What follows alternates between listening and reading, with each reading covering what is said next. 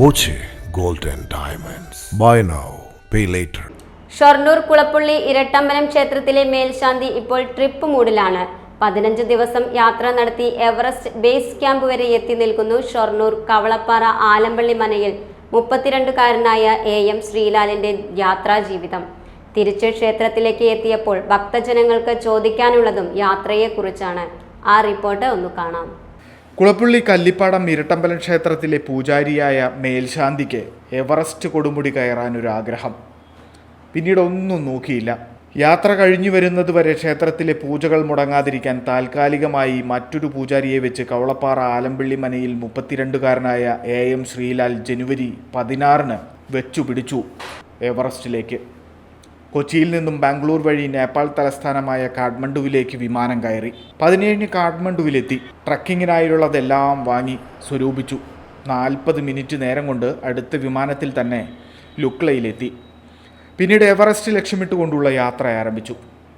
എല്ലാ ദിവസവും രാവിലെ 7 യാത്ര ആരംഭിച്ച് വൈകിട്ട് 3 മണിയോടെ തന്നെ അവസാനിപ്പിക്കും.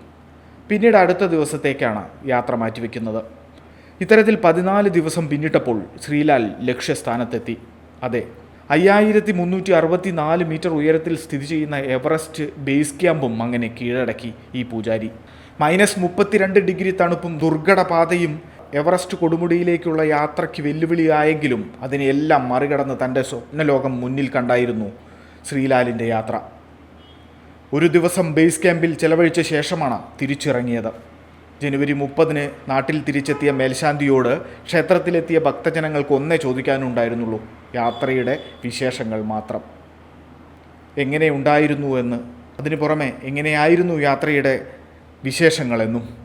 കുട്ടികൾ മുതൽ മുതിർന്നവർ വരെ മേൽശാന്തിയുടെ എവറസ്റ്റ് യാത്രയെക്കുറിച്ചായി പിന്നീടുള്ള ചോദ്യങ്ങളെല്ലാം. ക്ഷേത്രത്തിൻ്റെ ദൈവങ്ങളെ പ്രീതിപ്പെടുത്തുന്ന ഈ പൂജാരി എവറസ്റ്റിൻ്റെ കൊടുമുടിയിലും എത്തിയിരിക്കുന്നു എന്നതാണ് ഇപ്പോൾ കുളപ്പുള്ളിയിലുള്ളവരുടെ ചർച്ചാ വിഷയം. വളരെ അഭിമാനവും സന്തോഷവും ആഹ്ലാദമൊക്കെ കൂടെയാണ് ഞങ്ങളിപ്പോൾ കമ്മിറ്റിക്കാർ മുഴുവൻ ഇവിടെ നിൽക്കുന്നത്. ഇത് ഞങ്ങളുടെ അമ്പലത്തിൻ്റെ മേൽശാന്തി ശ്രീലാൽ ആലമ്പള്ളി. അദ്ദേഹം വലിയൊരു ദൗത്യം വിജയിച്ചിട്ട് വന്നു നിൽക്കുകയാണ്. ഹിമാലയത്തിൻ്റെ ബേസ് ക്യാമ്പ് വരെ കയറി കഴിഞ്ഞ ജനുവരി മാസത്തിൽ എവറസ്റ്റ് കയറിയിട്ട് വന്ന് നിൽക്കുകയാണ്.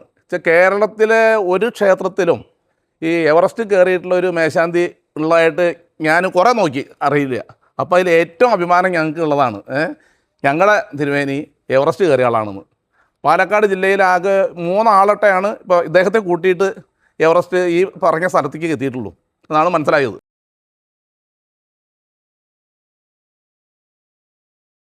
Time kids pre school, Mannannur road, Vaniyamkulam. .View news. കാഴ്ചകളാണ് ലോകം, കണ്ടു തുടങ്ങുക.